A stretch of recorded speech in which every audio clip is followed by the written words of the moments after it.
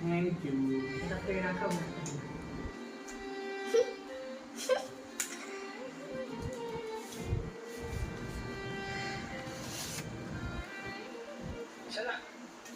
बघा बघा पप्पा कसं लिहिलेलं आहे वाव.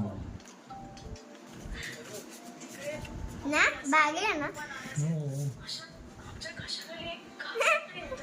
इथे जा तुझं तुझं माय डॅड माय किंग. हे माझ्यावालं आहे बघ का जेव्हा एक माणूस शिलेला असतो मालपण ये खाऊ ये खाऊ सेन्सिटिव्ह लागायचं असतं. तिकडं मला तुझ्या फिलिंग्स समजतात.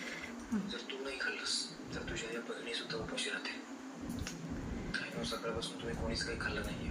उपाशी राहायला त्रास जरी पडाल त्यामुळे तुमच्या आई बाबांना नक्की त्रास होईल.